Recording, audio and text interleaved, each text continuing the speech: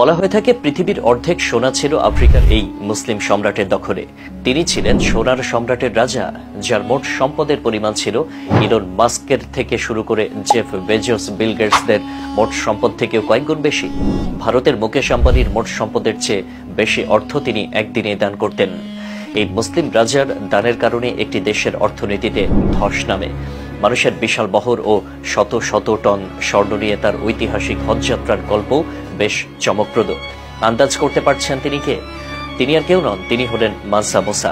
তাকে বলা হয় পৃথিবীর ইতিহাসে সর্বকালের সেরা ধনী, এমনকি বিশ্বের কোনো শীর্ষ ধনী আজও ছুঁতে পারেনি মানসা মুসার সম্পদের চূড়া। চলুন তাহলে জেনে আসি পৃথিবীর ইতিহাসে সবচেয়ে ধনী কে এই মানসা মুসা। কি পরিমাণ সম্পত্তির মালিক ছিলেন তিনি, আর কিভাবে বা গড়েছিলেন এই বিপুল সম্পত্তির পাহাড়। পৃথিবীর ইতিহাসে এমন কিছু মানুষ আছেন যাদের কাহিনী কিংবদন্তির চেয়েও কম নয়। তেমনই একজন ছিলেন মুসলিম শাসক মানসা মুসা। তিনি মধ্যযুগে আফ্রিকার মালি সাম্রাজ্যের সিংহাসনে বসে পৃথিবীর অর্ধেক সোনার মালিক হয়ে উঠেছিলেন। তার সম্পদের কাহিনী আজও এতটাই রোমাঞ্চকর যে বিশ্বের ধনী ব্যক্তিদের তালিকা তৈরি করলেও তার নামই শীর্ষে থাকবে।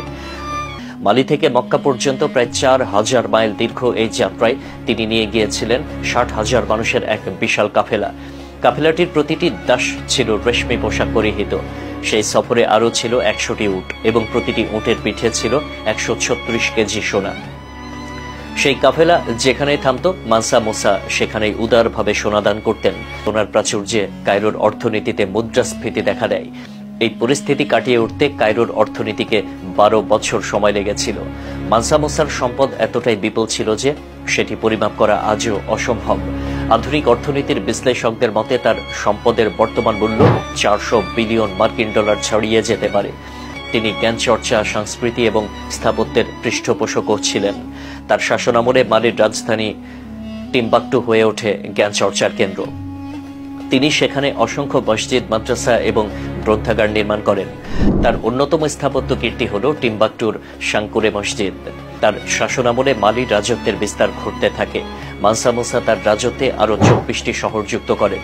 ব্রিটিশ মিউজিয়াম বলছে মানসা মুসার শাসনামলে তৎকালীন বিশ্বে যে পরিমাণ স্বর্ণের মজুদ ছিল তার অর্ধেকই ছিল মালিতে। তবে অতি দানশীলতার কারণে বিশ্বের নজরে আসেন মানসা। মানসা মুসা 1337 সালে 57 বছর বয়সে ইন্তেকাল করলে তার ছেলেরা সেই সাম্রাজ্য ধরে রাখতে ব্যর্থ হয়। এরপর ধীরে ধীরে আফ্রিকায় ইউরোপীয় উপনিবেশ প্রবেশ করে।